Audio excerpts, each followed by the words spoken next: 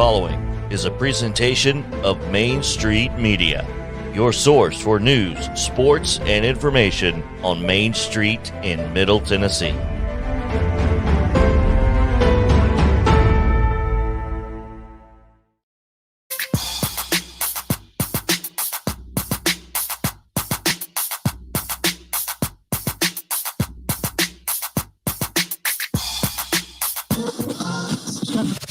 From preps to pros and everything in between, it's Southern Middle Tennessee Sports Today. Live from the Lee Company studio. With the Hall of Famer Mo Patton, here's Chris Young.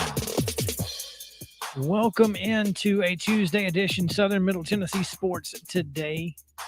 Coming to you from the Lee Company studio and the Front Porch Sports headquarters, WKOM 1017 FM, and of course, on Twitter at SM_TN Sports, at Main Street Preps, on Facebook and YouTube, wherever you get your video casts. Glad to be with you here on this Tuesday. It's been a pretty good day so far, actually. So, looking forward to continuing our coverage of bowl games and the NFL and everything else that's going on. And we have a ton to get to today, like a bunch. So first, Mo, what's up? Literally a ton. Oh. Finally got his microphone up to him, JP. Well, once I realized, hey, I might need to say something. Then I realized I didn't have anything to say it into. Yeah. Say all you want. Nobody's going to hear you. No one can hear you scream. Yeah. Oh man, did you get everything situated in our rundown at this point, as close as we can get? As best I can. Yeah. Oh man. Well, looking forward to it, like I said, and we have a lot to get to. We have a great show. We have Chip Walters. He'll talk MTSU. Some Blue Raider athletics. They are not playing basketball against UTSA in their next scheduled game because of COVID. So, and it's apparently among the Blue Raider teams. So there's that. So it's on the Blue Raiders end, not UTSA's end. It is, in fact. That's not good. Men and women? Just men that I'm aware of. So there's that. Teresa Walker is going to talk to us, and the Titans are dealing with some COVID issues of their own. And but at least it doesn't involve their quarterback. Like some people. We'll get to that. We've got Top 5 Tuesday, and we never came up with a topic, so I guess we're just going to go with Top 5 Moments of 2021. Sports moments, right? Yes. Okay. Yes. Sorry. I forget not all of our top 5 topics are about sports, but no, all of the moments, just whatever moment it is, Number 1, Charlie was born. I was going to say, yeah, you've got a pretty big one. Yeah, my number 1 would definitely change if it were not sports related. Yeah. So there's that. It better. Oh, and by the way, Joe Williams. There we go. I forgot it again. Sarah was going to the grocery store, so she brought it by. Chex Mix has arrived, Mo. I guess my question is, why did you take it home to start with? You handed it to me outside. Was he just going to leave it in the car, I guess? I guess that would have worked, yeah? Chex Mix, yeah. Where was I going to leave it? You gave it to me at River Terrace. You left it in your car, right? That's right. You could have left it in your car. Well, I didn't want to leave it in the car because I didn't know, what the weather was going to be like. I didn't know if it was going to freeze. I didn't know if that would be bad for Chex Mix. Mix. It's a tin can. You don't know. Also, I took mine in, and I was like, maybe if mine's really good, I'll just eat JP's and nobody will ever know. And there we have it. I never would have known. Yeah. Never would have known. Oh, yeah, you would have. You would have known. I'd have went to the store and got some bold Chex Mix and poured it in there. In the can? Yeah. Wow. Too much. Oh, man. Oh, well, let's get into it. We got a lot to get to, so let's get to the rundown. This is the rundown. Let's do it. This is your Tuesday Rundown brought to you by Jim Davis at Grow Live Give. Visit them at growlivegive.com or give them a call at 615-682-0022. Securities offered through IFP Securities, LLC, DBA Independent Financial Partners, IFP member, FINRA, SIPC. Investment advice offered through IFP Advisors, LLC, DBA Independent Financial Partners, Registered Investment Advisor. IFP and Grow Live Give are not affiliated. In girls basketball action for Monday, Columbia Central's girls playing in the State Farm Classic over at Riverdale fell to Mason of Ohio 46-20. In today's girls action at the Smoky Mountain Classic in Gatlinburg, it was the Lady Mustangs of Loretto defeating Lakeway Christian 71-42. Back at the State Farm Classic over at Riverdale today, Columbia Central's girls fell to Hillsboro 36-33. In boys basketball action on Monday, Spring Hill played in the Lake Cumberland Holiday Classic up in Somerset, Kentucky, fell to Western Hills, Kentucky, 81-58. In Tuesday action down at the Richland Classic. Richland Christmas Classic. Loretto defeated Santa Fe 61-52, and Lebanon defeated Independence at the King of the Hill Holiday Classic over at Summit 70-52. Also, Santa Fe girls in Clay County played down at Richland earlier today. Is that right? Yeah. I was told you got the book from that. Now, whether you did or not. I did get the book. I don't know. I've not looked at it. Goodness. Well, anyway. They played. Hang on. They did play. But hang on. I don't know what the score was, though. Hang on. It was Clay County 65, Santa Fe 28. There you go. There we go. In women's basketball action last night, Tennessee 91, UT Chattanooga 41. In NBA action, it was the Grizzlies edging the Suns 114-113. Maybe Josh is going to play away from home. Guess who hit the game winner? Come on now. Today's schedule. High school hoops action at the Next Level Classic. Independence Girls and Cross Presbyterian played at 1:30. At the Above the Rim Classic, Columbia Academy Girls at 7 o'clock. Are they playing against Hickman County? They are. And it's at Hickman County. Correct. And then so the Columbia Academy boys are also playing Hickman County at Hickman County. And that's at 8:30. Mount Pleasant boys are at the King of the Smokies Classic over in Pigeon Forge. And Spring Hills boys are still at the Lake Cumberland Holiday Classic in Somerset, Kentucky. We don't have times or opponents for them. Other action at the Richland Christmas Classic today. Gleason's girls played Huntland earlier today. Also earlier today, Summertown's boys played Huntland. No results from either of those yet at about 3 o'clock. So this one's still ongoing. Summertown's girls playing Spring Hill. At 4:30, it's Lawrence County's girls and that one's at 4:30. Summertown Spring Hill's at 4:30. Okay. I believe that's the way. Maybe. I don't know. I copied it from you, and maybe you're right. I'm not sure. So later today, Lawrence County's girls play Ardmore. Yes. Richland's girls play Forest, and Richland's boys play Forest. There you go. At the King of the Hill Holiday Classic at Summit, Lighthouse Christian subbed in for Brentwood and took on Rockvale earlier today. Right about now, it's Page and Riverdale, and at 4:30, it's scheduled to be the host Spartans and Station Camp. And in NCAA women's basketball action tonight, Alabama State travels to Memorial Gym and takes on the host Commodore women. Don't call them Lady Commodores. That's a 7 o'clock start on SEC Network Plus. As far as start times go at Richland, it doesn't really matter. They started the game that I was supposed to be at about 10 minutes early, so it's whenever. Better than 10 minutes late. Hey, both of y'all ready? Let's go. Well, except that I didn't get there until 10:30, so I was halfway through the first quarter when I walked in, but that's it for today's rundown.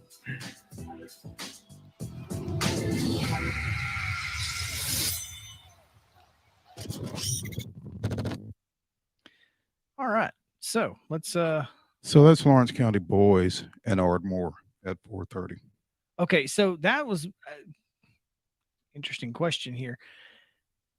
Greg Tips said that they were scheduled to play Lawrence County tomorrow.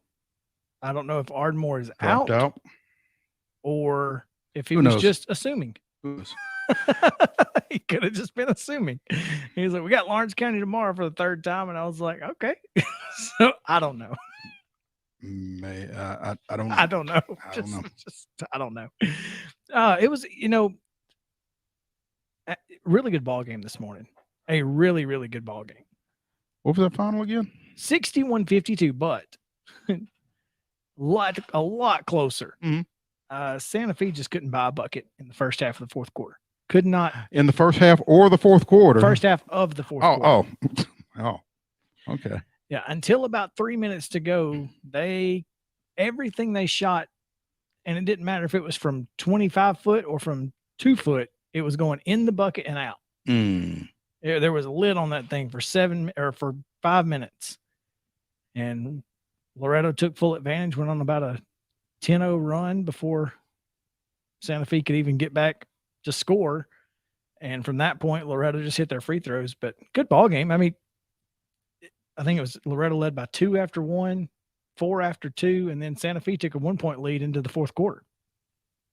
So I was impressed by both teams, and Tobias Sermons is he's a problem, especially against teams at the Class A level. But well, now they're Double A now. I know they are. Yeah, but Santa Fe is going to struggle with anybody that's over 6'2", 6'3", and as athletic as he is, and anybody tall and good. Yeah, as athletic as he is, yeah, he's a problem for them. So the fact that Santa Fe was able to stay in it was pretty impressive. And had they been able to hit a few of those runners and layups, it's probably even closer. Well, and they're going to be good enough offensively that they're going to be able to play with a lot of folks. Well, Brad Slaughter said, man, I was expecting 160 points because they were scoring more than 70. We were scoring more than 70 a game. And I just expected us to come out here and light the scoreboard up. And in the first half, it was kind of a struggle for either team to score. Of course, they'd both been off for a week, and you know how that goes. And it's 10:30 tip, 10:20 tip. I mean, it gets rough. For 16, 17, 18-year-old boys, 10-20 tip. It's not easy. It's not a good mix.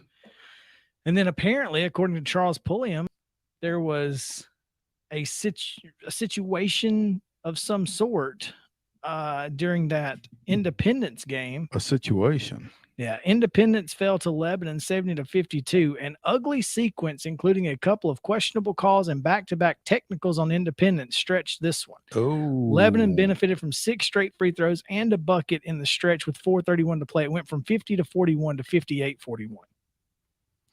And at the end of the third quarter, it was 44-34 Lebanon, but Independence had it as close as 34-30 before Lebanon went on a 10-0 run to close the quarter.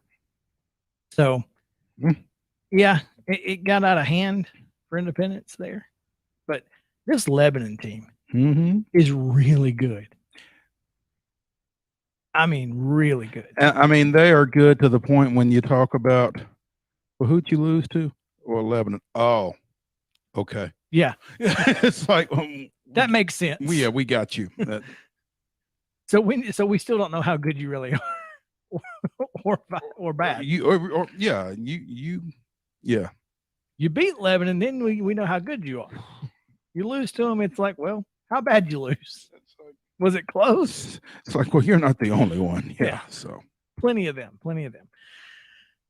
Real quick before we get out of here, did you see the UT Chattanooga player who was very emotional about having played at Thompson Bowling Arena? Yeah, I came across this on Facebook and added it to the run of show, basically.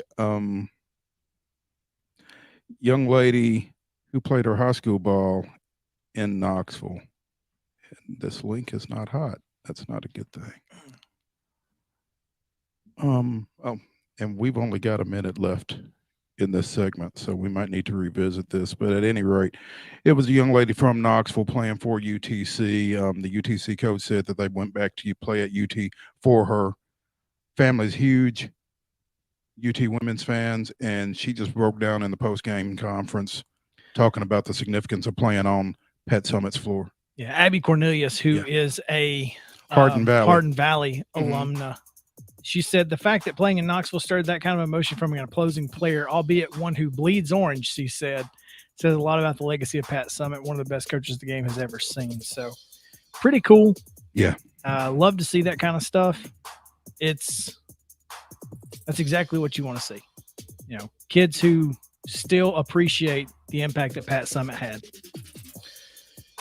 Let's talk college football, because apparently some Bama players have made some interesting comments.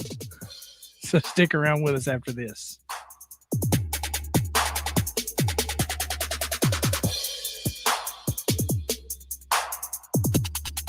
Mid-Tennessee Bone and Joint treats your orthopedic injuries and existing conditions. Our trained physicians will get you back in the game faster. Contact us at 931-381-2663 or www.mtbj.net. Festop Markets is a full-service, family-owned convenience store chain located in 14 locations throughout Middle and West Tennessee. For those in our listening area, you can find them in Columbia, Centerville, Lawrenceburg, Spring Hill, Dixon, and White Bluff. Festop partners with wholesale fuel brands like Shell, Marathon, and Exxon, delivering a consistent customer experience that is fast, friendly, and clean. If it's not already, it will soon become your go-to store to shop in town or on the road. Festop Markets is proud to be keeping you moving in Tennessee. Keep your home as comfortable as possible. If you have any issues with your air conditioner, electrical, or plumbing systems, call Lee Company. Our techs use visual findings and other technology tools to add transparency and clarity. You see what we see, whether we're in a crawl space or on the roof. We're here 24/7, so if you need us, call us. Lee Company. Call 931-548-4448 today or schedule your appointment at leecompany.com. That's leecompany.com. Hey folks, while we take a quick break from the show, I want to tell you about our friends over at Custom Stone Handlers in downtown Columbia. Ned Rich and his team at Custom Stone Handlers believe in leadership. And outside of the military, our greatest leader building platform is sports. Custom Stone Handlers proudly encourages young people to get in the game. You can contact them today at 931-490-4990 or visit CustomStonehandlers.com. Mid-Tennessee Bone and Joint has been the official sports medicine provider for Murray County Schools for more than 40 years. We specialize in orthopedic injuries, and our Ortho Quick walk-in service lets you bypass the ER. Visit us online at www.mtbj.net.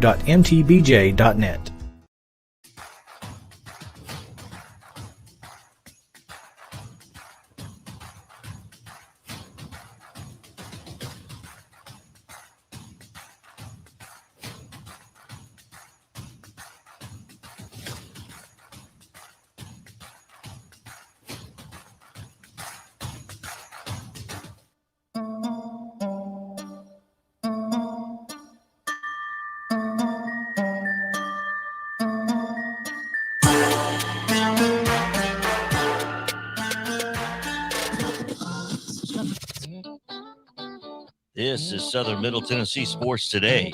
Sports talk like it used to be. Like your crazy uncle used to listen to. Only better.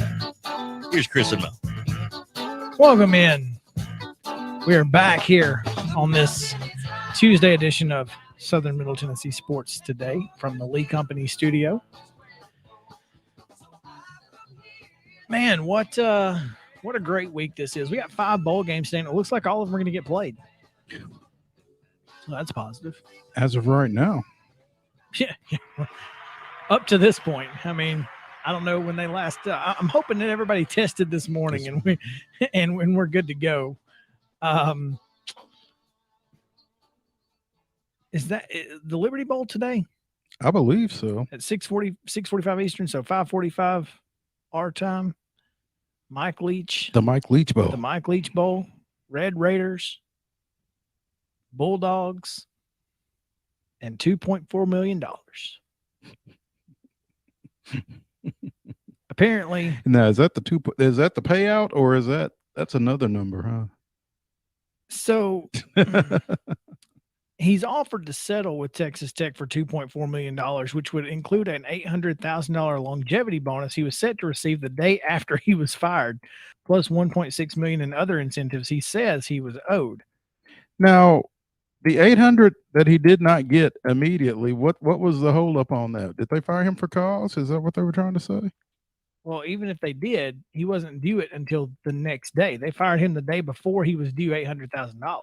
Oh, so he wasn't going to earn it until the next day. I thought he was due it one day after. No, he had not earned it yet.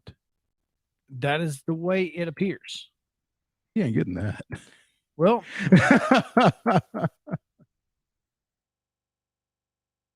interesting. I don't. This is. They said they fired him for cause. I don't know that he was fired for cause. I don't know if you guys know this, but Mike Leach has a law degree from Pepperdine. I knew that. So, have you read Are You Swing Your Sword? Are you trying to tell me that this man don't know?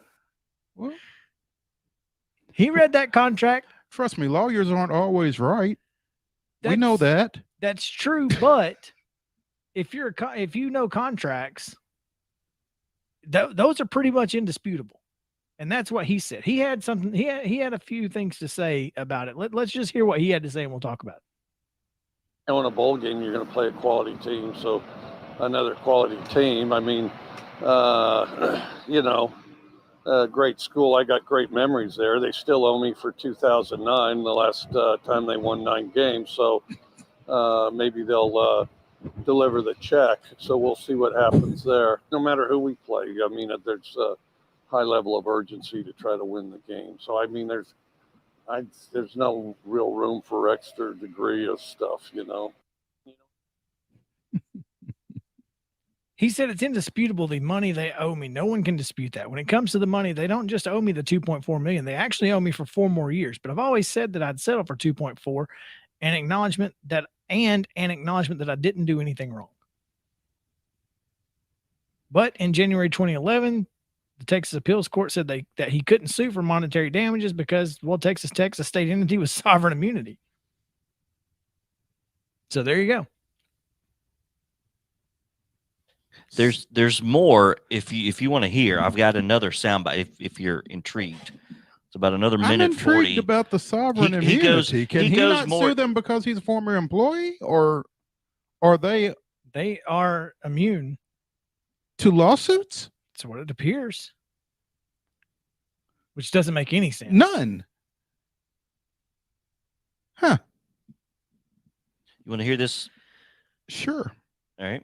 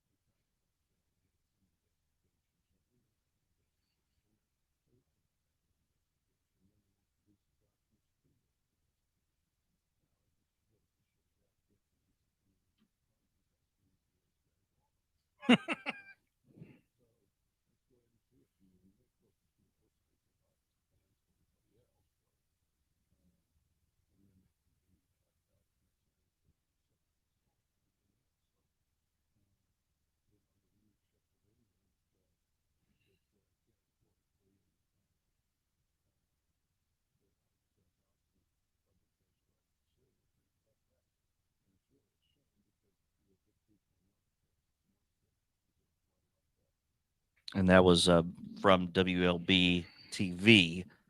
I believe that's Memphis NBC affiliate. Is that right? I'm not sure which affiliate it is, but yeah, that's an NBC. Anyway, so there you go. Interesting.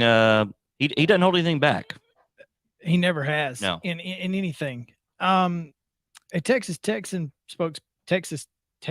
spokesperson said, the courts ruled on the Mike Leach matter in 2014. We've resolved this issue and moved forward. We're excited about the upcoming bowl game and the future of Texas Tech football. That's what they had to say. It's resolved. Oh, wait, by the way, there's been another lawsuit filed by Leach and other lawyers because they have apparently, according to him in this soundbite and here, Texas Tech has violated open records request law, which is something obviously you and I have dealt with.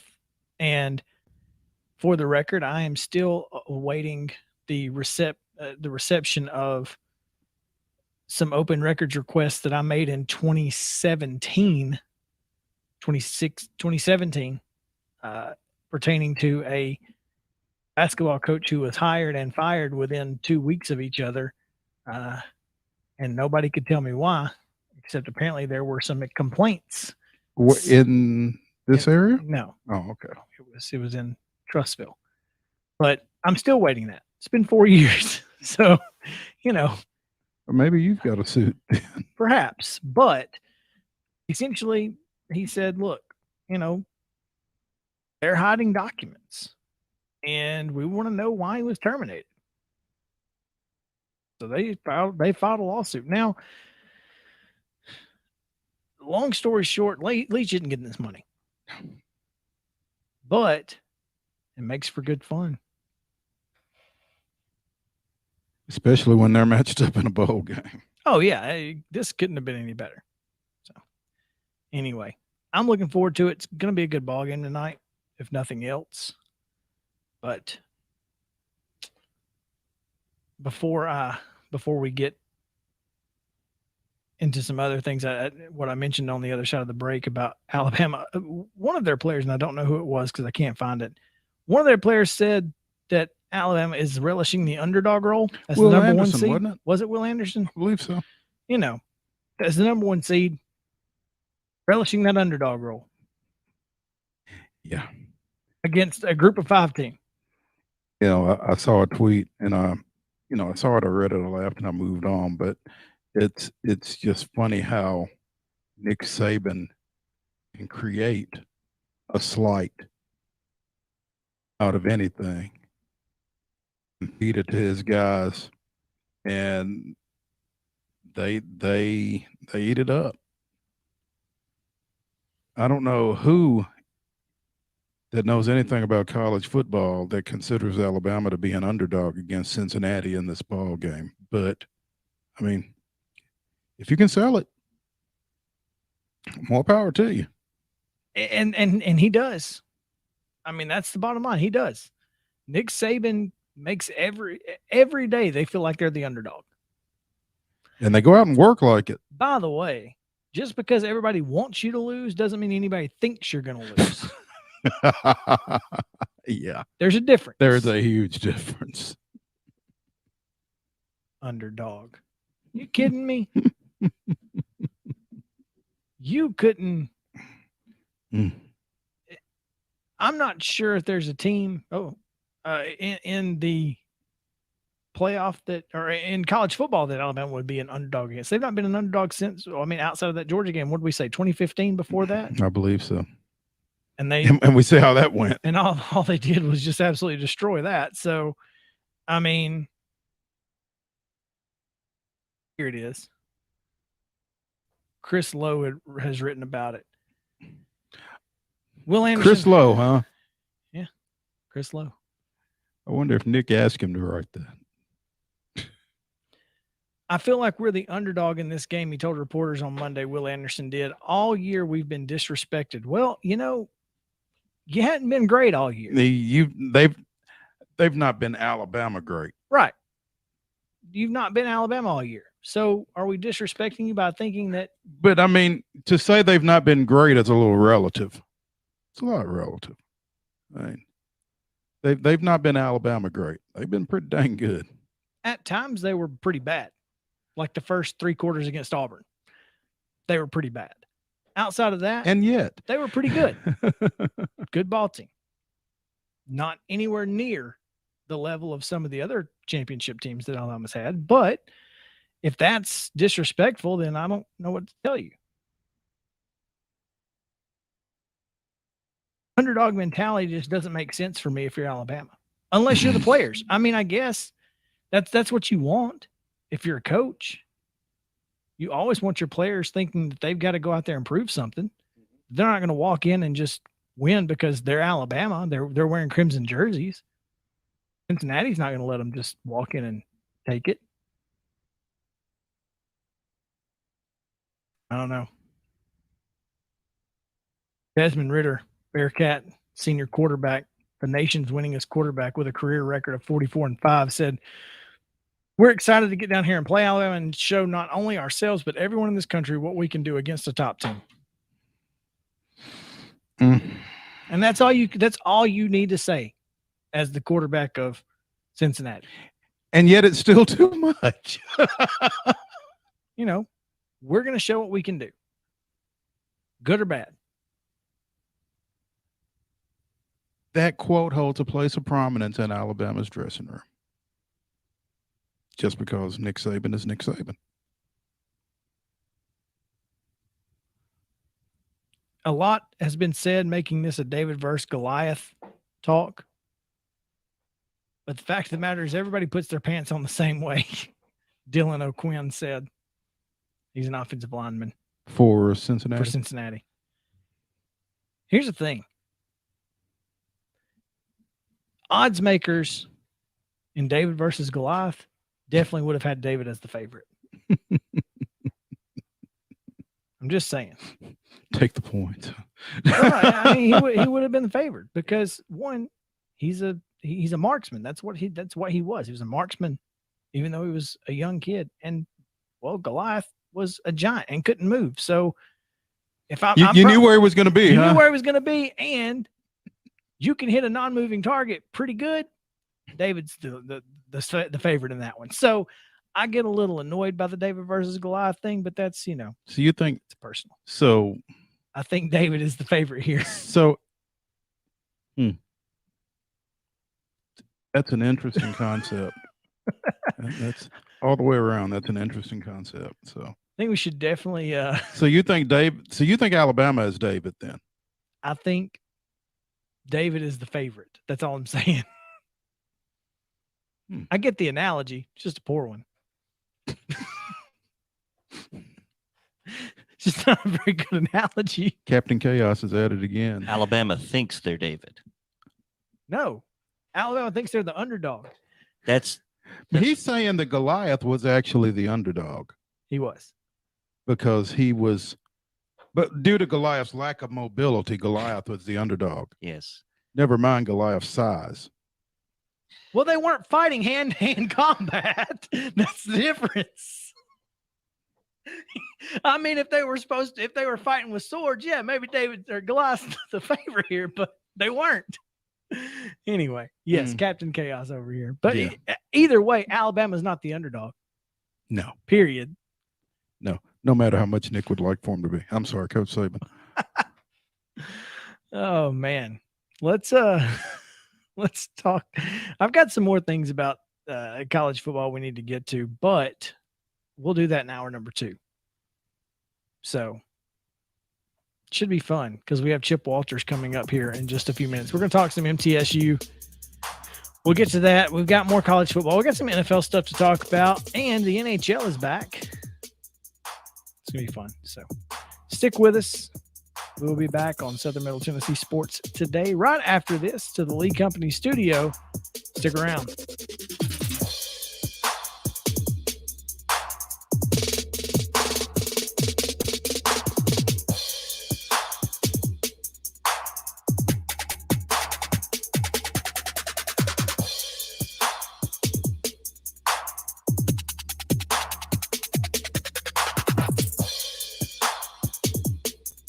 Mid-Tennessee Bone and Joint treats your orthopedic injuries and existing conditions. Our trained physicians will get you back in the game faster. Contact us at 931-381-2663 or www.mtbj.net. Festop Markets is a full-service, family-owned convenience store chain located in 14 locations throughout Middle and West Tennessee. For those in our listening area, you can find them in Columbia, Centerville, Lawrenceburg, Spring Hill, Dixon, and White Bluff. Festop partners with wholesale fuel brands like Shell, Marathon, and Exxon, delivering a consistent customer experience that is fast, friendly, and clean. If it's not already, it will soon become your go-to store to shop in town or on the road. Festop Markets is proud to be keeping you moving in Tennessee. Keep your home as comfortable as possible. If you have any issues with your air conditioner, electrical, or plumbing systems, call Lee Company. Our techs use visual findings and other technology tools to add transparency and clarity. You see what we see, whether we're in a crawl space or on the roof. We're here 24/7, so if you need us, call us. Lee Company. Call 931-548-4448 today or schedule your appointment at leecompany.com. That's leecompany.com. Hey folks, while we take a quick break from the show, I want to tell you about our friends over at Custom Stone Handlers in downtown Columbia. Ned Rich and his team at Custom Stone Handlers believe in leadership. And outside of the military, our greatest leader building platform is sports.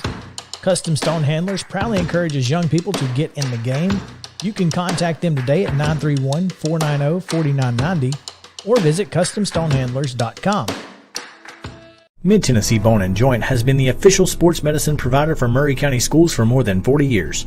We specialize in orthopedic injuries, and our Ortho Quick walk-in service lets you bypass the ER. Visit us online at www.mtbj.net.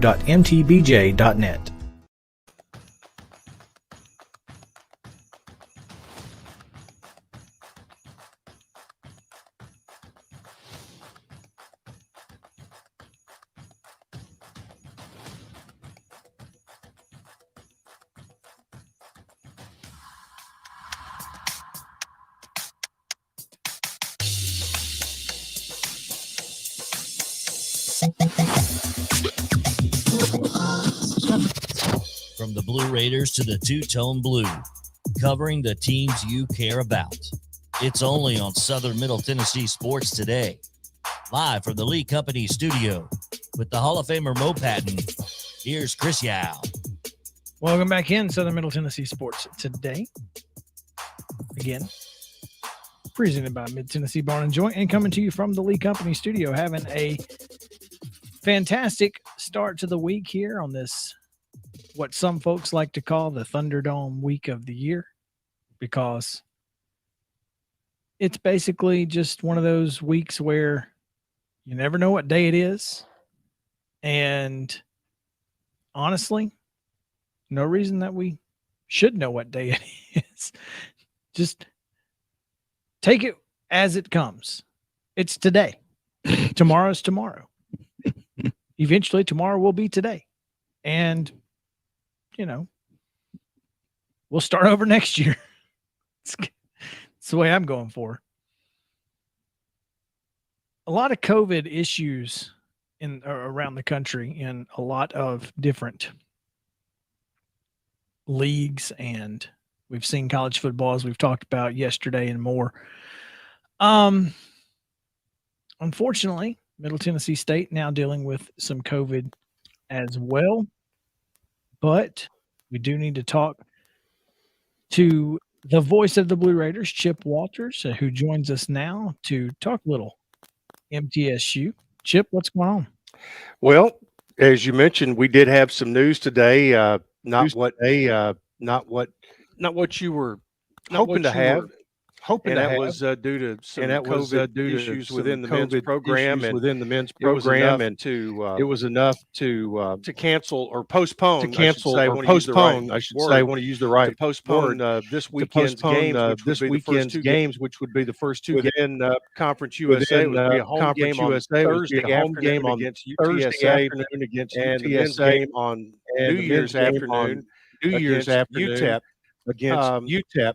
Hate that because the team was playing pretty well. And went home and came back from the holidays. Whenever you come back from a trip like that, they're going to do a lot of They're going to do a lot of testing, and unfortunately, apparently the numbers were such that they felt the need to postpone.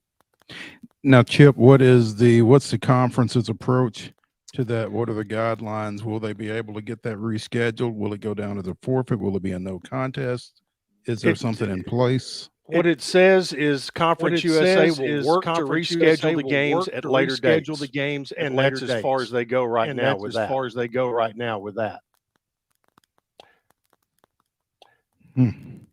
Fortunately, this doesn't impact women. This is happening in the first weekend of the season. So, and there are a couple of weeks.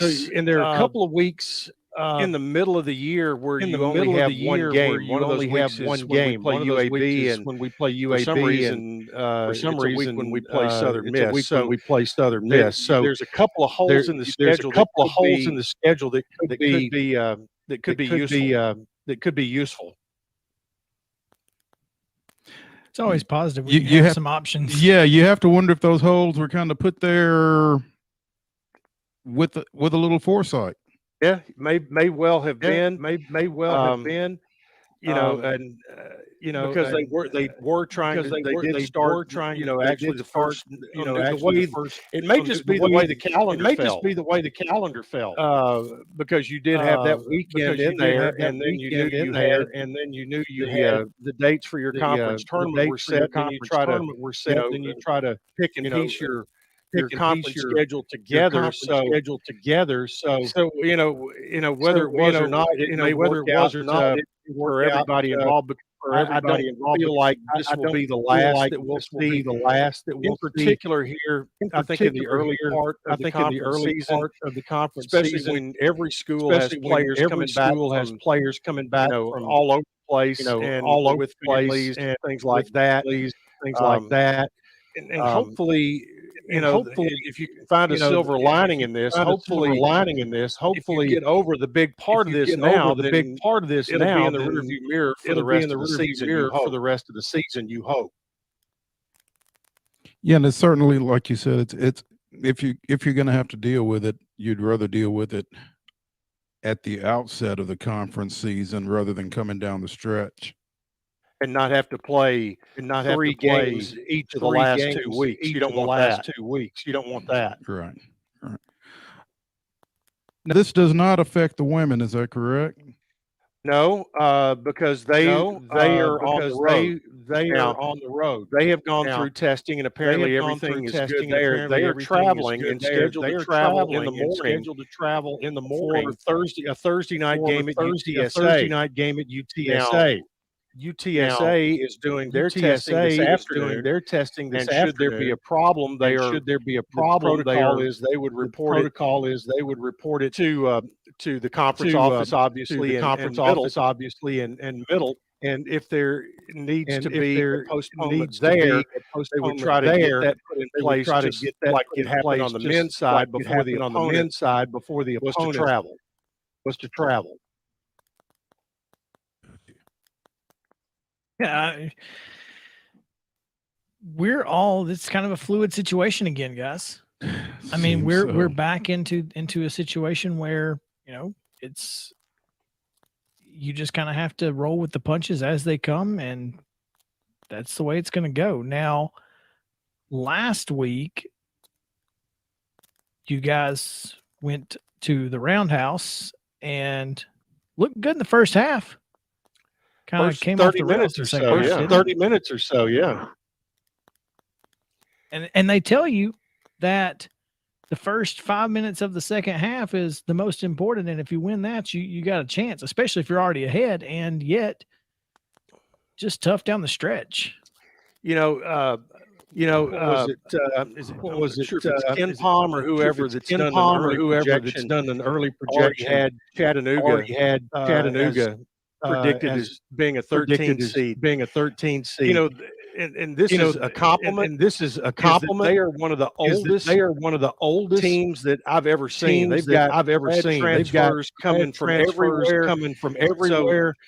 So here's what they've got going. They are big. They are big, experienced. They're very long. They're very well coached. And just like most teams are these days, they've got a lot going for them. But they were ranked number 351 out of 355 in pace of play. However, they were averaging 77 points a game. And how many points did they score? 77. Well, it's easy to do that when you shoot 56 from the floor. That's the key. They're very efficient. They're very efficient. And Middle made just enough. In particular, with the kid that hit all the threes. And he got hot in the second half and made just enough errors on him that it came back to haunt him. It was a great game to watch. A great game to watch. Pretty good teams. And back, middle goes into the conference. Middle goes into the conference on the men's side. 9-4 on the men's side. At Stephen F. Austin. At Chattanooga. At Murray. And who's the other one? One more in there, but all losses were good teams. Good teams.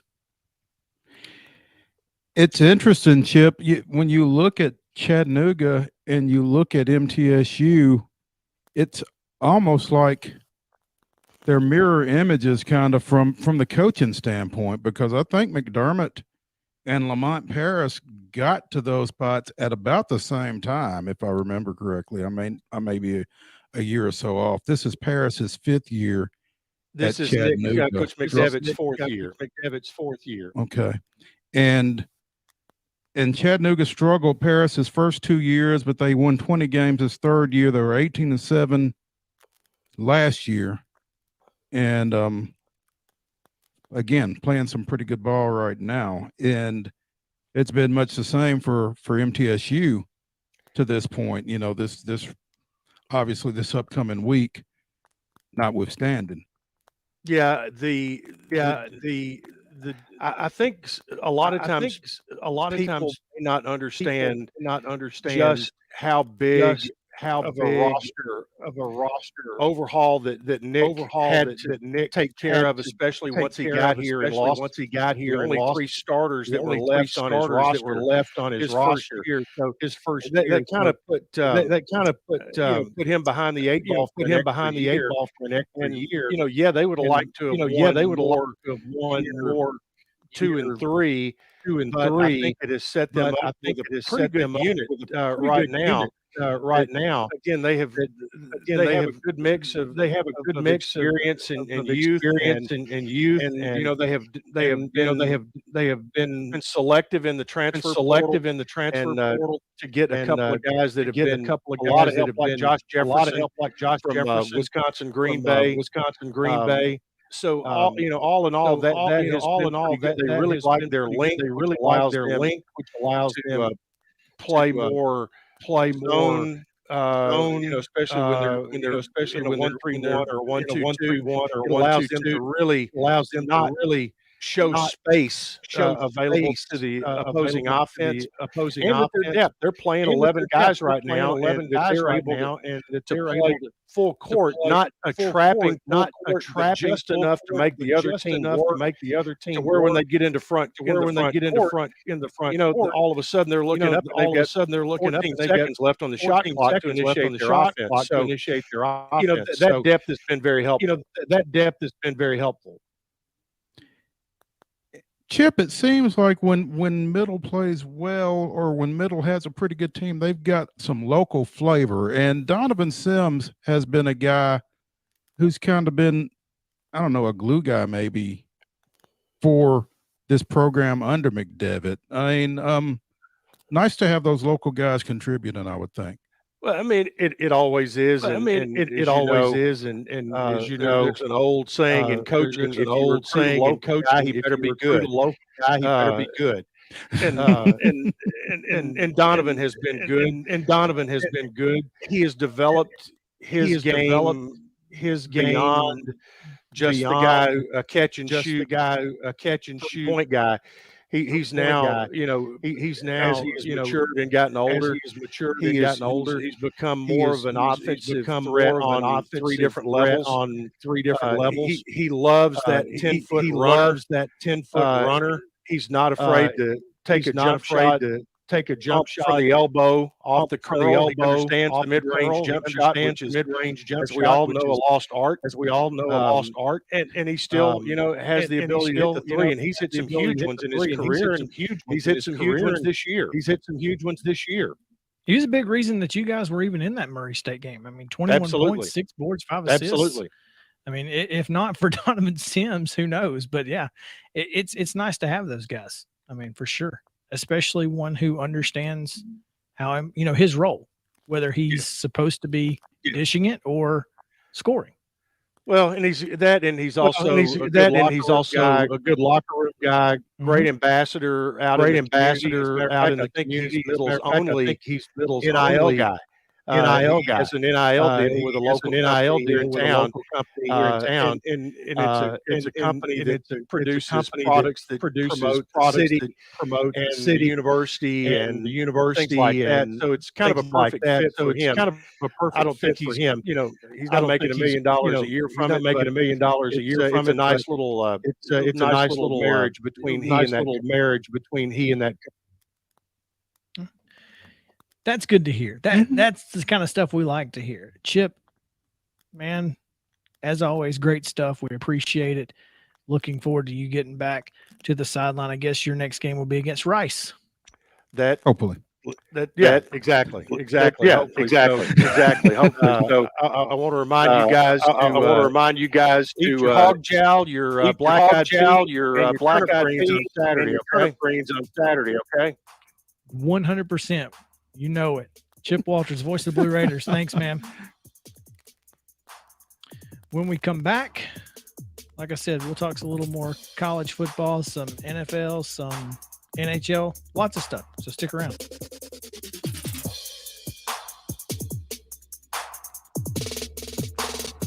Mid-Tennessee Bone and Joint treats your orthopedic injuries and existing conditions. Our trained physicians will get you back in the game faster. Contact us at 931-381-2663 or www.mtbj.net. Festop Markets is a full-service, family-owned convenience store chain located in 14 locations throughout Middle and West Tennessee. For those in our listening area, you can find them in Columbia, Centerville, Lawrenceburg, Spring Hill, Dixon, and White Bluff. Festop partners with wholesale fuel brands like Shell, Marathon, and Exxon, delivering a consistent customer experience that is fast, friendly, and clean. If it's not already, it will soon become your go-to store to shop in town or on the road. Festop Markets is proud to be keeping you moving in Tennessee. Keep your home as comfortable as possible. If you have any issues with your air conditioner, electrical, or plumbing systems, call Lee Company. Our techs use visual findings and other technology tools to add transparency and clarity. You see what we see, whether we're in a crawl space or on the roof. We're here 24/7, so if you need us, call us. Lee Company. Call 931-548-4448 today or schedule your appointment at leecompany.com. That's leecompany.com. Hey folks, while we take a quick break from the show, I want to tell you about our friends over at Custom Stone Handlers in downtown Columbia. Ned Rich and his team at Custom Stone Handlers believe in leadership. And outside of the military, our greatest leader building platform is sports. Custom Stone Handlers proudly encourages young people to get in the game. You can contact them today at 931-490-4990 or visit CustomStonehandlers.com. Mid-Tennessee Bone and Joint has been the official sports medicine provider for Murray County Schools for more than 40 years. We specialize in orthopedic injuries, and our Ortho Quick walk-in service lets you bypass the ER. Visit us online at www.mtbj.net.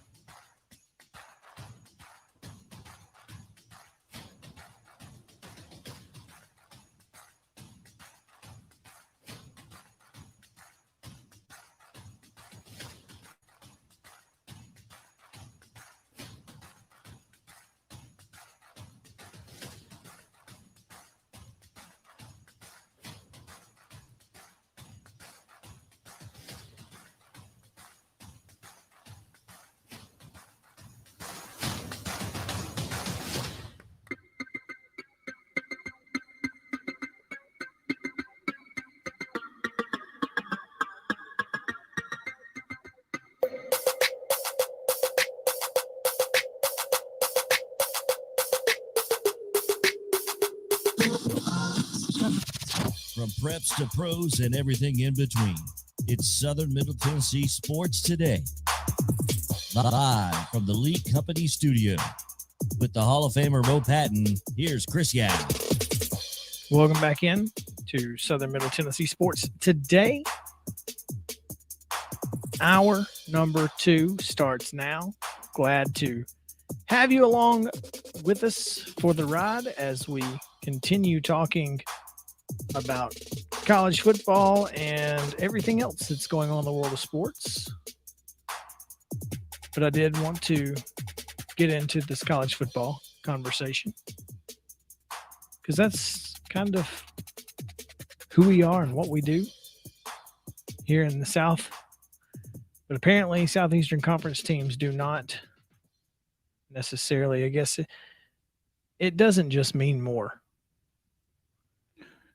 I think it depends on who's playing. Maybe it just didn't mean more to Missouri, Florida, or Auburn. Now let's be fair here. Be fair to Auburn. They were 6-6. They lost their starting quarterback. They were playing a guy who had no business playing in the Southeastern Conference. Maybe nowhere else. But neither here nor there. Against an 11-2 top 20 team. And got beat by 4. And we're winning in the fourth quarter. I'm not trying to make excuses for it. I'm just saying that that's a pretty good football team. We all knew that was a pretty good football team. And we also knew that Auburn is not a very good football team, at least not offensively. Defensively, they played well enough to win against a really good offense, by the way. Houston's offense really good. Auburn's defense played well enough. Although I did see someone tweet that Smoke Monday wanted out so bad he targeted 2 different Houston Cougars and finally got kicked out in the second half. So there's that. But, and then Florida, well, they were just disarray. I mean, they were in disarray and it was UCF Super Bowl and blah, blah, blah. And Missouri's just not very good. Missouri wasn't great in general. And then, of course, you throw in playing against a triple option team. I mean, it was just weird for them. I mean, Missouri only got to a bowl game because it's the SEC East was so, I guess, riddled with parity that they were able to win a couple of games in that, plus a couple of non-conference games. So, I mean, they were lucky to be even in a bowl. Doesn't matter. I mean, the SEC is this happens once every 4 or 5 years. The SEC will go 500 in bowl games, and everybody say, "Well, they're overrated." And in the next 2 years, they'll go 15-4, and we'll say, "No, we were just, rated. We were just getting right, And I think this goes back to what JP said so long ago. I mean, the SEC's best players all went to the NFL. The G5's best players all stayed. There you go. Especially the teams at Houston, UCF, those type players, they all stayed. So, well, I mean, you see this a lot in basketball at the collegiate level. Chip talked about how old UTC is. Mm-hmm. You don't see old major college teams very often. And same in football, I think. Almost never. Almost never do you see old Power 5 teams. So, yeah, it's going to happen. That's fine. It is what it is. I'm more concerned about how Tennessee matches up with Purdue than I am how Auburn matches up with Houston. I mean, just in the Big Ten sense, I'm more concerned about those type things, not Not Auburn. But understandable, folks. Oh, they're perpetually overrated. Well, just stop. But I get it. Doesn't matter. Then you've got, of course, Georgia offensive coordinator Todd Monken saying Stetson Bennett gives him the best chance to win in the college football playoffs. Thought that was interesting. Well, you'd like to think there's a reason he's been playing all along. I think the reason is because J.T. Daniels got hurt and Stetson Bennett was winning football games. But there was no need really to rush J.T. Daniels back because of the way Stetson Bennett was playing. Either. This is the same exact thing that happened to Justin Fields and Jake Fromm. Almost identical situations. Jake Fromm won football games. And Georgia ended up going with him over Justin Fields, and Justin Fields went to Ohio State and down in the National Football League while Jake Fromm is begging to start, even when everybody else on the team has COVID. So, I don't know. I'm not saying it's a bad call. I always think it's interesting how you get to that point. Well, I've seen it.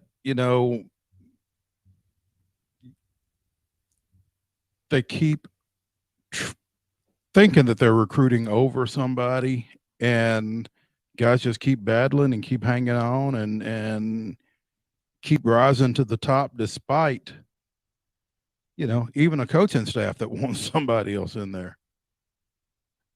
So, well, kudos to him for being persistent. I just think it's a unique situation because you're talking about a former 5-star recruit in JT Daniels. And you're talking about a former walk-on in Stetson Bennett. 2-time walk-on. Because he walked on, he went and played JUCO ball, came back and walked on again. Like I said, he wanted to play for Georgia. Real bad. It's working. It's working out for him. Mm-hmm. I just can't imagine that, going gets tough and JT Daniels doesn't find his way to into the game. Think back to Tua taking over in the second half against Georgia. Yeah.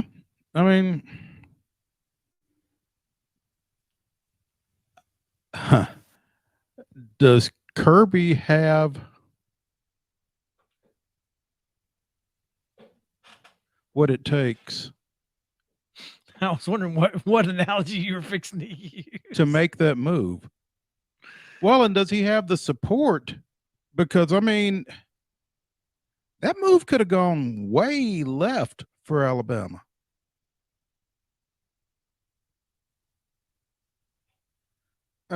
Tua didn't have to come in and play the way he did. Oh, it could have. It could have gone from bad to worse. But it was bad. But it didn't have to get better. No, it wasn't a guarantee. Yeah. Certainly wasn't a guarantee. And so under that scenario, if things don't get better when you pulled Bennett for Daniel, and it's already got to be a little warm for Kirby Smart at this point, given the way they performed in the SEC championship game. More questions. I think the fewer questions he has to deal with over this next little bit, the better off he's going to be. I'll agree with that.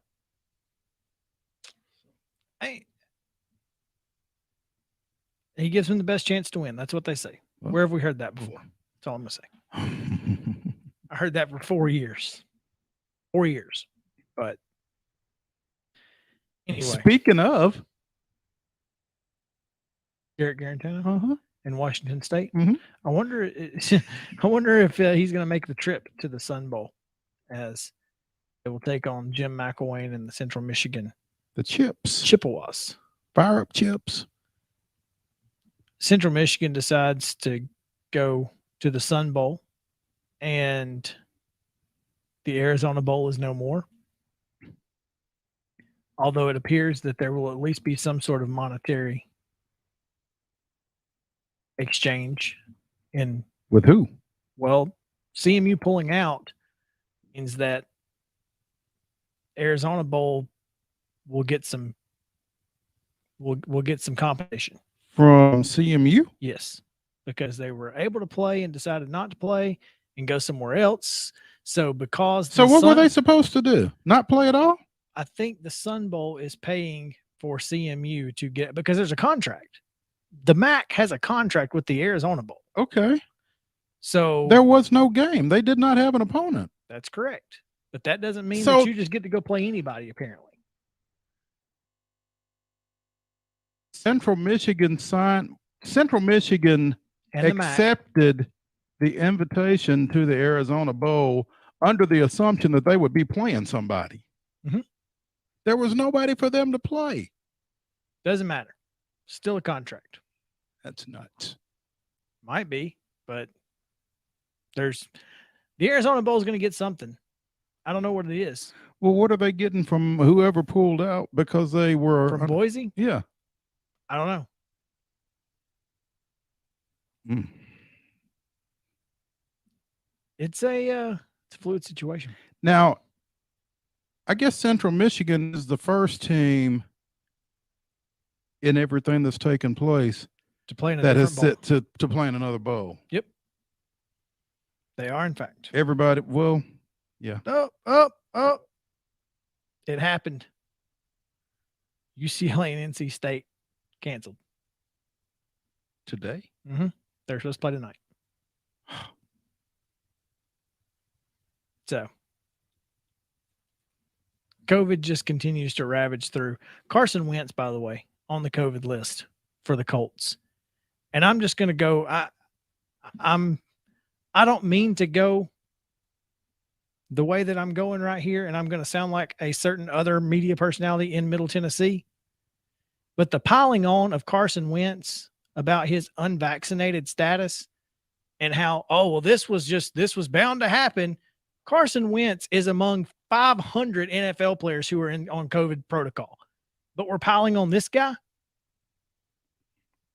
We're piling on Carson Wentz just because he's unvaccinated? Yes. Why? Julio Jones is in COVID protocol. Why are we not piling on him? Is he vaccinated? Why does it matter? They both got it. Because you make the effort to protect yourself and your teammates. As a starting quarterback in particular, you are, whether you want to be or not, you are a leader on your team. You are a leader in your locker room, and it's up to you. It's your responsibility to do whatever needs to be done. Okay, so if he was vaccinated, it's totally cool. Yep. Wrong. Absolutely wrong. We're piling on a guy who is in no different situation than all these other guys who have COVID. Period. If you're vaccinated, you can look at your teammates and you can say, I did all I could do. Still don't know why the media is piling on him. He's you know why the media is piling on him. Either you're being contrary about this or you're wrong.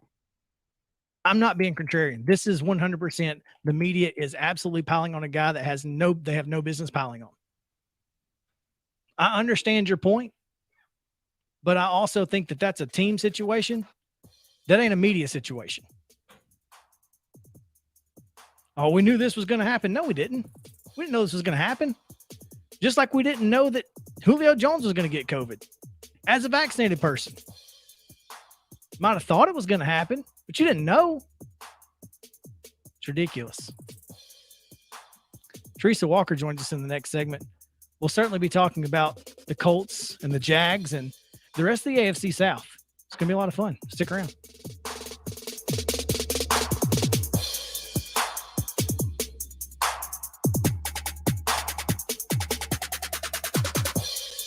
Mid-Tennessee Bone and Joint treats your orthopedic injuries and existing conditions. Our trained physicians will get you back in the game faster. Contact us at 931-381-2663 or www.mtbj.net. Festop Markets is a full-service, family-owned convenience store chain located in 14 locations throughout Middle and West Tennessee. For those in our listening area, you can find them in Columbia, Centerville, Lawrenceburg, Spring Hill, Dixon, and White Bluff. Festop partners with wholesale fuel brands like Shell, Marathon, and Exxon, delivering a consistent customer experience that is fast, friendly, and clean. If it's not already, it will soon become your go-to store to shop in town or on the road. Festop Markets is proud to be keeping you moving in Tennessee. Keep your home as comfortable as possible. If you have any issues with your air conditioner, electrical, or plumbing systems, call Lee Company. Our techs use visual findings and other technology tools to add transparency and clarity. You see what we see, whether we're in a crawl space or on the roof. We're here 24/7, so if you need us, call us. Lee Company. Call 931-548-4448 today or schedule your appointment at leecompany.com. That's leecompany.com. Hey folks, while we take a quick break from the show, I want to tell you about our friends over at Custom Stone Handlers in downtown Columbia. Ned Rich and his team at Custom Stone Handlers believe in leadership. And outside of the military, our greatest leader building platform is sports. Custom Stone Handlers proudly encourages young people to get in the game. You can contact them today at 931-490-4990 or visit CustomStonehandlers.com. Mid-Tennessee Bone and Joint has been the official sports medicine provider for Murray County Schools for more than 40 years. We specialize in orthopedic injuries, and our Ortho Quick walk-in service lets you bypass the ER. Visit us online at www.mtbj.net.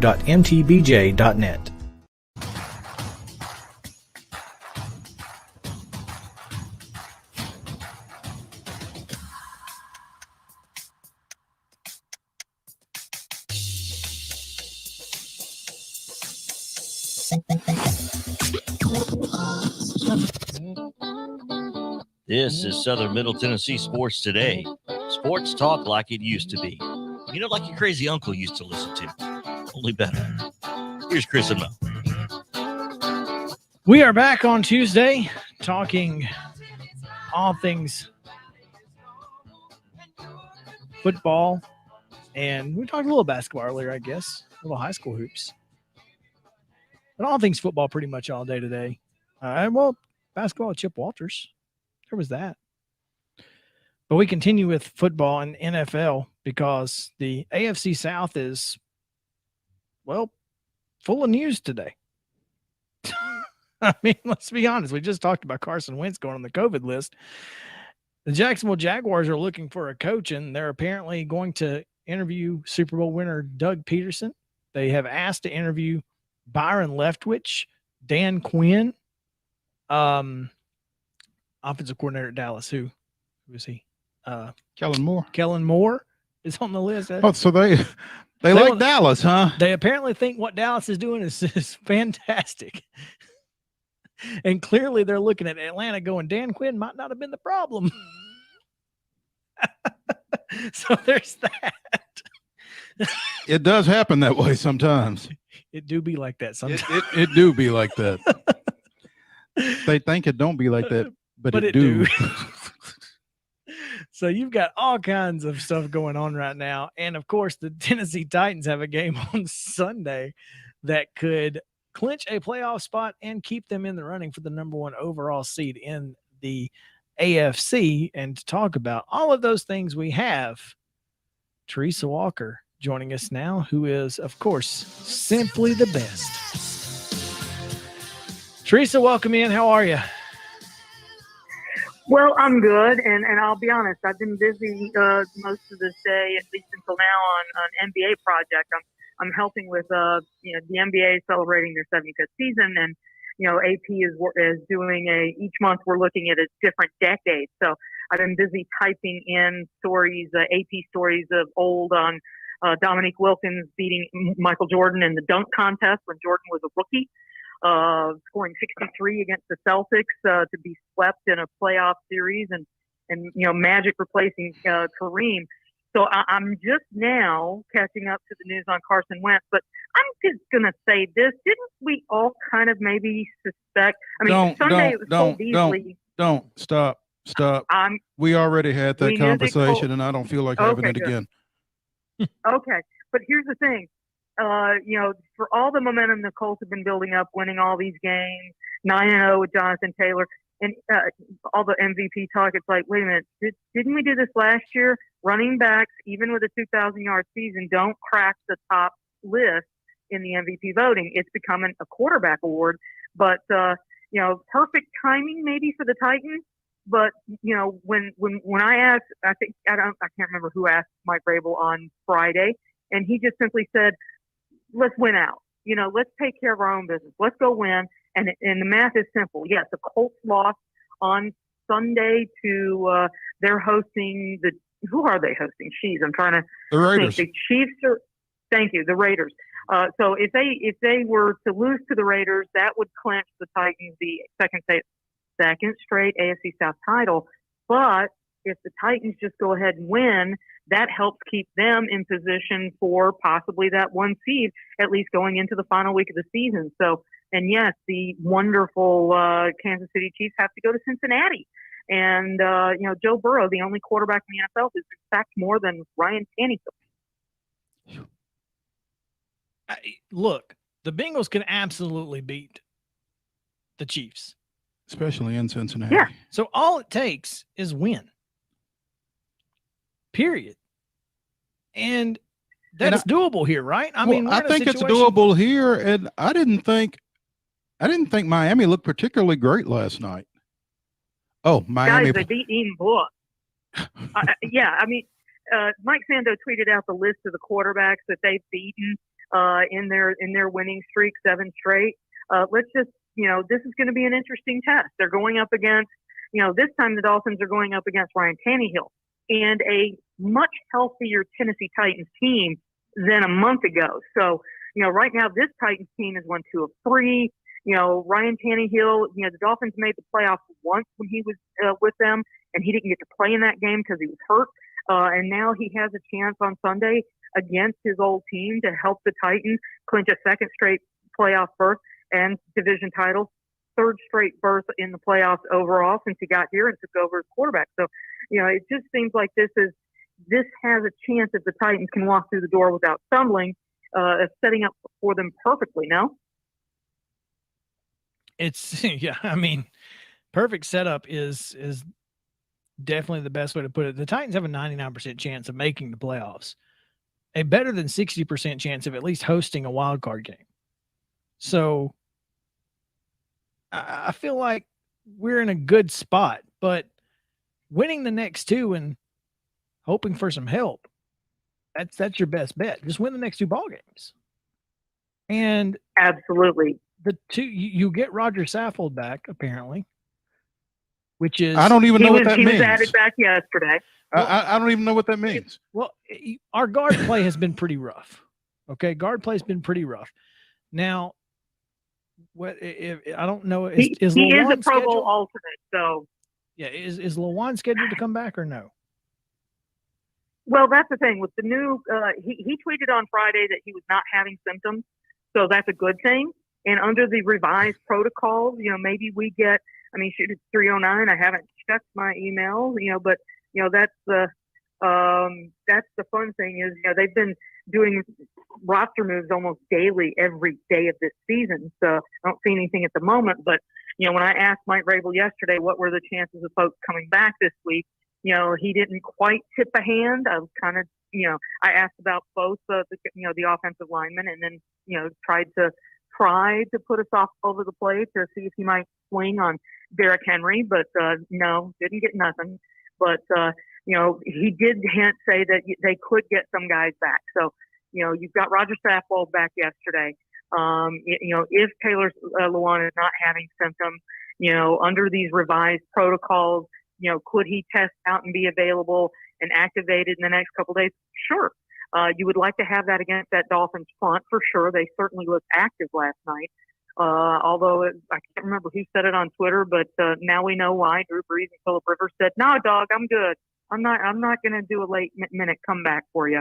I'm gonna stay over here doing what I'm doing and let poor Ian Book take the heat last night. But it's we're gonna have to just wait and see how healthy they get. But getting Stafford back after watching how Dylan Radins played in his debut as a starter in the NFL, you've got to feel a little bit better than you felt last Thursday afternoon when you're thinking, oh my God, Dylan Radins is making his first start tonight against Bosa and the Niners. So they're in better shape. But, when you see all these names going on and off COVID around the league, guys, it's like you're walking through a minefield of sorts, a COVID minefield. So don't get too happy. Don't get too excited, and just, breathe cautiously, I'd say, on that front. I'm going to ask a question that Teresa and most people who cover the Titans don't want to hear. Can Taylor Lawan play right tackle? Because Dylan Radins can play left tackle. He can't play right tackle. We've established that. Can Taylor Lawan play right tackle? Can we try it? Because Questenberry can't. Well, that's going to be the interesting thing. I mean, they were back protecting Thursday night against the Niners and still gave up 4 sacks. So I would say that my hunch is, and here's the thing, we don't know how much better Dylan Radins has gotten over the last month or so. He's been getting, plenty of, reps and stuff. I mean, the guy played 1 game all of last year. And, they were asking him during, training camp and the offseason to learn guard and tackle. So maybe things have just simply slowed down for the young man, and that allowed him to play the game that he did the other night. They decided to give him another shot at right tackle, and he could be just fine. So that said, with the amount of money that's invested in the offensive line, just feels like there's going to be some changes in 2020 of some sort. So, but for that, stay tuned. Interesting. You very well may be right. I would love to see him try, because it can't be any worse. I'm sorry, Questenberry is just not capable of playing right tackle at the National Football level. He's just not. And our quarterback has gotten killed. He's been a body, Chris. Well, I understand that. He's been a body that they desperately needed. He's been the healthiest guy, I think, on that entire offensive line this year. So by that, just being available has made him, has put him ahead in the race at that point. Oh, no, I understand that completely. I'm just saying that if Radins has, like you mentioned, potentially the game has slowed down for him, and he's feeling better and looking better, he's a lot better option. That's at least from what I've seen.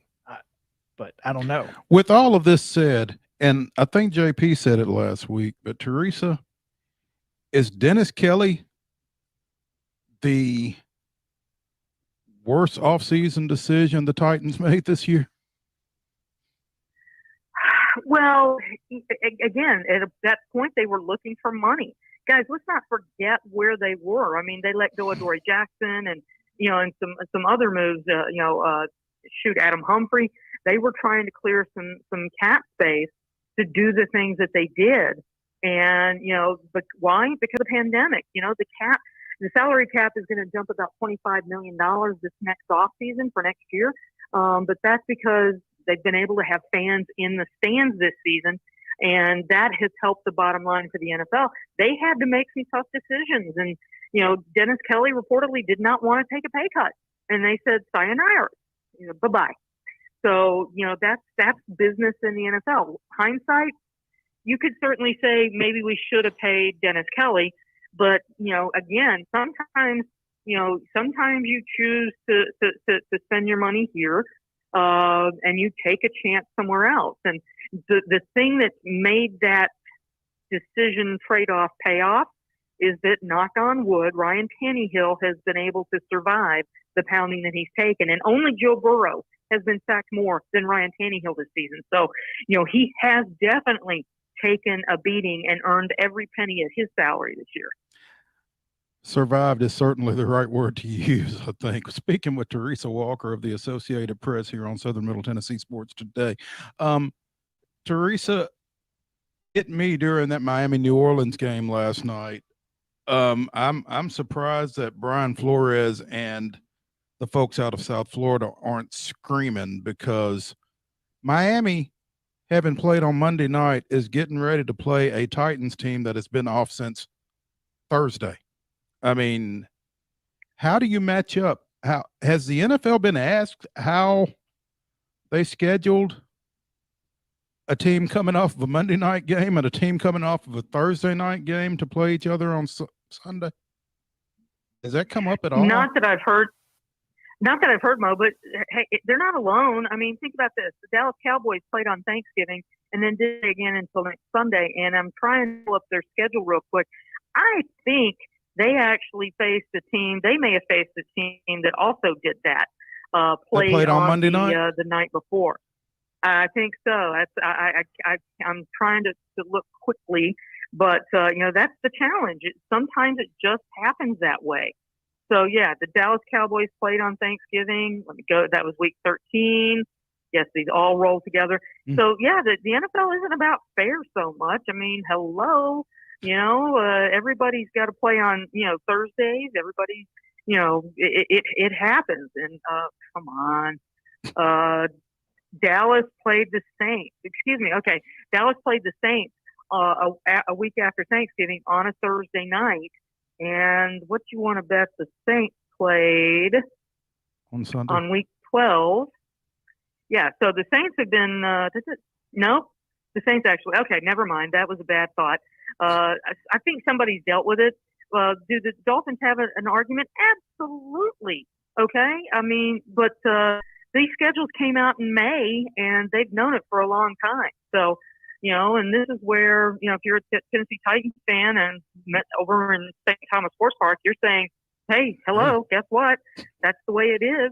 I mean, it's not pretty, but you take it and you run with it and try to survive. And I'm now seeing that Jayon Brown's gone to the COVID list. Cody Hollister is to the practice squad COVID list. I'm not sure why this is not showing up in my email just yet. So, at this point, just hope that be glad that you have Zach Cunningham and Rashaan Evans are healthy in your inside linebacker situation at the moment. Thank goodness. Look, just win. Beat the Dolphins. There you go.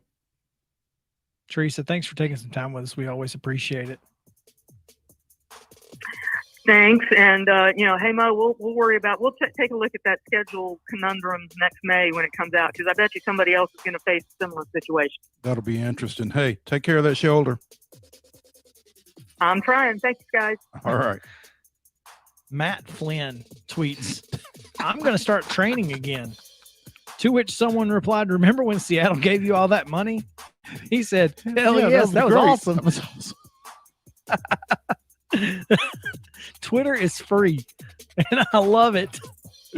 Oh, when we come back, we're supposed to have our top 5 best sports moments of 2021. We'll see if that happens. Stick around.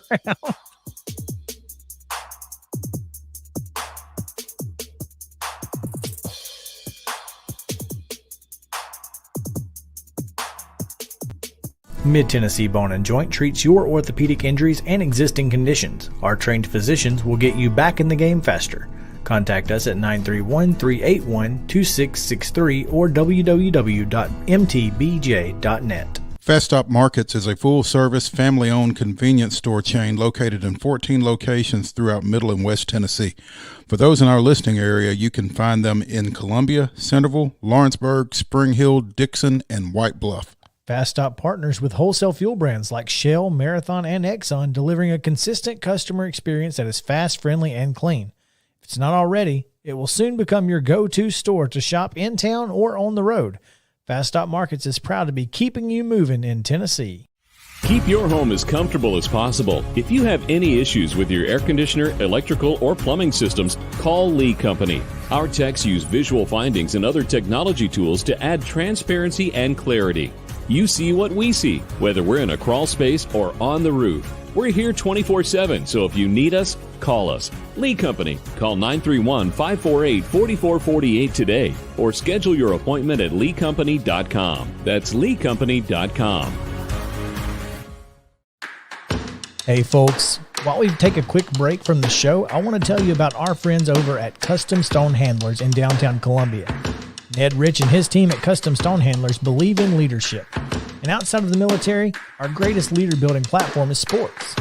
Custom Stone Handlers proudly encourages young people to get in the game. You can contact them today at 931-490-4990 or visit CustomStonehandlers.com. Mid-Tennessee Bone & Joint has been the official sports medicine provider for Murray County Schools for more than 40 years. We specialize in orthopedic injuries, and our Ortho Quick walk-in service lets you bypass the ER. Visit us online at www.mtbj.net.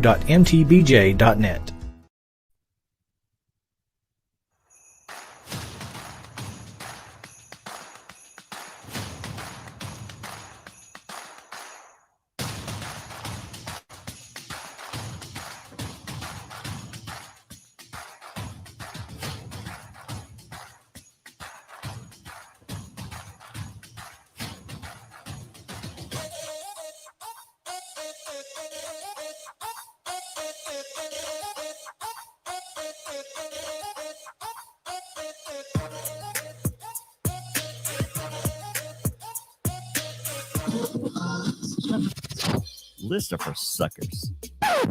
Oh, did I leave my mic on? It's Top 5 Tuesday on Southern Middle Tennessee Sports Today. Here's Chris and Matt. It is Top 5 Tuesday, and good luck to us. I don't know what you talk. Speak for yourself. I got good. some stuff, but it's, it is what it is. I don't know if JP has anything because he's been busy pushing buttons and he's making phone calls. Well, that's what he do. Thank goodness, because I can't do it. Well, you can. You just can't. Not do to that level. Well, you just can't do that and that. You're right. You're right. I could probably do just that, but he even jumps in, man. Yeah. Hello. Howdy. At the right times. And even put my face up there too. Sometimes that we could do without. Yeah, you're probably right. We don't see it anyway. We get to look at it no matter what. Sorry about that, fact guys. Now, could you take mine down too? No, you're gonna have to hop in with us here and give us, even if you don't have a top 5, just some moments. Even if it's not in order, just your top 5 moments, even if it's not 5 to 1. I'll contribute in some fashion. Contribute. Yeah. And again, I don't want to get into that anymore, but I think tomorrow we may have to talk heavily about the situation in which Georgia could find itself after this football season, depending on how this one ends up. Depending on how much longer or shorter the season is for them. This season is, yeah. But we need to get into our top 5 topic. Top 5 sports moments of 2021. Brought to you by our friends at Mid-South 5 Fitness. Thal is still in the gang. Stillathletes.com. STEEL athletes.com. 2 great locations. One in Franklin, one in Columbia. Make sure to visit stillathletes.com or at stillathletes on Twitter. I'm sorry, on Instagram. I don't know if he's on Twitter or not. He may be. He is. But definitely on Instagram. Definitely on Facebook at Still Athletes and stillathletes.com. Again, Mid-South 5 Fitness, keeping you in shape all year round. All right. Best sports moments of 2021. Should be fun. I think number 1 is already a taken, so we'll get to that and we'll get through it quickly. But I know, JP, you got a couple things written down there. You're gonna good job. Yeah. Obviously, what Mo had on yesterday is going to signify probably a top one for most. Pretty and that's close. On the list. But the first thing that came to mind, and I don't know where it ranks necessarily in my top 5, but opening week of college football, the fans were back. Fox big noon Saturday game with I went blank on the Gus Malzahn? Oh, No. Gus Johnson? Gus Johnson. Yeah. On the call. And Wisconsin, in between the 3rd and the 4th, they do the jump around. Just the vibe, they captured it so well. Didn't talk. They just captured it. Everybody jumping, including the sideline report. It was just a fantastic moment. College football has returned with the fans. I thought that was. That is. I thought that was that is certainly on the list. That's good. And I didn't think of that. And I think your background and your experience with TV production and that kind of thing at sporting events leads you in that direction. That's a good call. My number 5 was Loretto beating Summertown in the girls' state championship. Just because of how crazy the idea was that Loretto would win that game.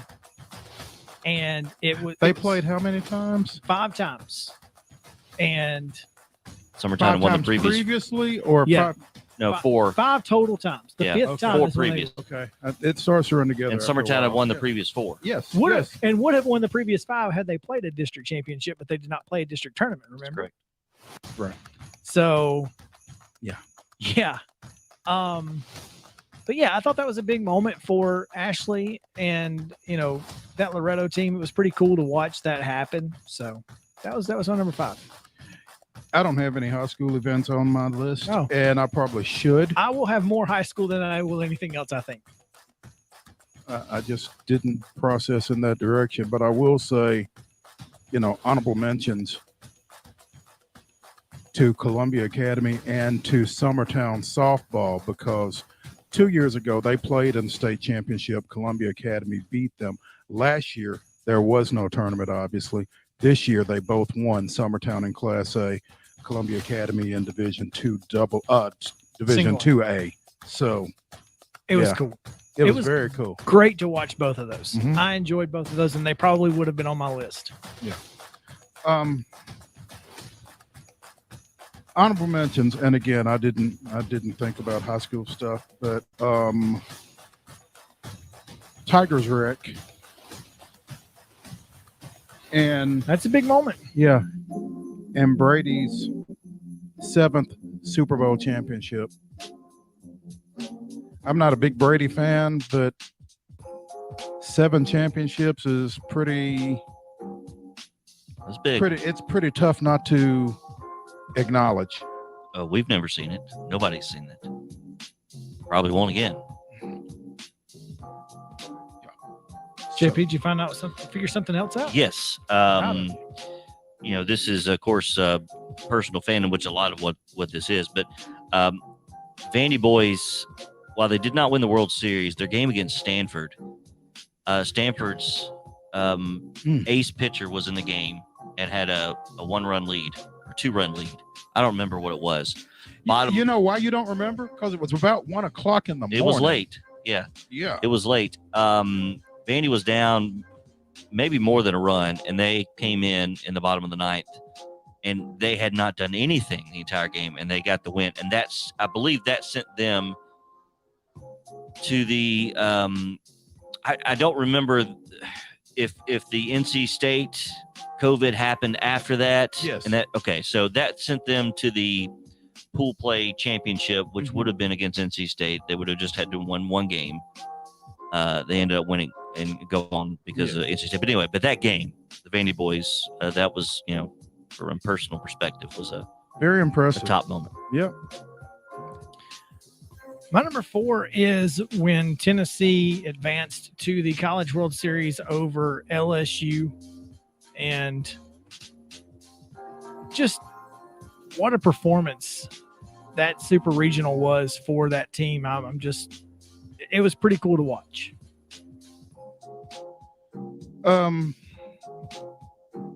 So my number 5 is Krzyzewski announcing his retirement back in June, effective at the end of this year. He's been a Duke since 1980, won 5 national championships, 3 gold medals. Obviously an impressive career, over 40 years at it. So that was my number 5. My number 4, speaking of old guys, Phil Mickelson, winning the PGA Championship back in May at the age of 50, became the oldest guy to ever win a major. The previous oldest was a guy named Julius Boros, who in 1968 won the PGA Championship at the age of 48. So, being an old guy myself, those things kind of resonated a little bit. So. Do you have that? You gave 2. I've given 2. I'm down to Down to 3. Down to 3. Down to 3. I think I've still got one to get on my list, but probably the only high school moment, Tullahoma winning the 4A state championship, being down on the field and seeing that. And, we were fortunately right in that corner of the end zone where the interception in double overtime happened. Just a fantastic game. The crowd was amazing. And by far, for me, the best moment of the 3-day trip down from the on-field standpoint of the Blue Cross Bowl, and the story of John Olive and the long tenure, and then he retires right after. But it was just a fantastic game, and Tullahoma got the win, and they're one of our affiliates too, and so it was just a really cool moment. There you go. My number 3 is close to your number 2. Hadeki Matsuyama winning the Masters, first Japanese American to do so. Pretty cool moment to see that guy get a green jacket. But also in that Elio Castroneves, who won the Indy 500 when he won that those two things right there were big for just the world of international athletes in American sports. Mm-hmm. And that was pretty cool to watch. So my number 3, and I think it's as much because you didn't see it coming until it came. Back in July, when Texas and Oklahoma announced they were coming to the SEC. Ooh, you're right. We've done nothing but talk about it since. Well, and the domino effect of it, because it touched off everything, all of this realignment that we're going to see over the next 2 or 3 years. That's where it all stemmed from. So everybody reacts to the SEC, basically. Well, it just means more. Yeah. I had not thought of that, and I need to put that in there. Where I was going, though, too, just looking back on some of the sports that I really enjoyed over this year, the Ryder Cup. The Ryder Cup was a lot of fun. The U.S. actually winning one. They won. That's a big deal these days because we don't do that very often. But I was in a position where I was able to watch a lot of it, pay attention to it, and I just remember it being just really engaging television. So those two are, I guess, 2, 1, and 1A. 2A. I was gonna go with Tullahoma as my number 2, but I have something else now. Okay. Thanks, Mo. Appreciate you. It's all your fault. It's all your fault. Go ahead and get your number 2. My number 2. Well, before I give you my number 2, because my number Chris, 2 by the way, is easily be 1 and 1A. Chris is walking away and grabbing something for our radio audience. Yeah. But before I give you my number 2, I want to give you one that probably should have been on my list as well. It took place during a rain delay, but it was still a big moment. Bubba Wallace winning Talladega.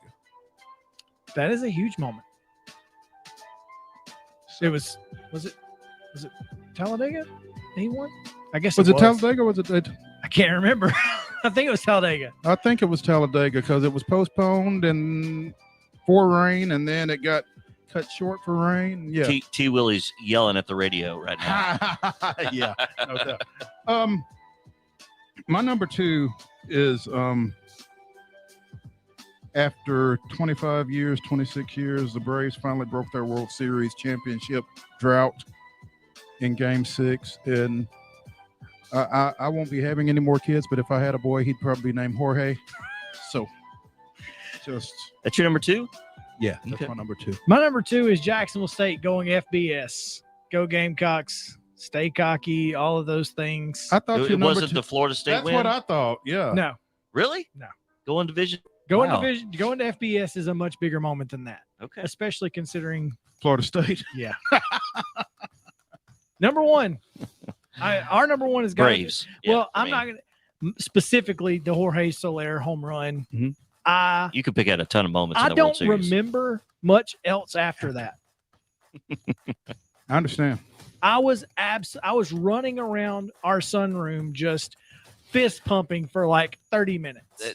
And the back-to-back, I don't know if that's the in particular one, but with Dansby Swanson Dansby in Game 5. And Dansby, as a Vandy guy, a Vandy boy, that one really if they don't got go me back to going, back, was it game? It might have been Game 4.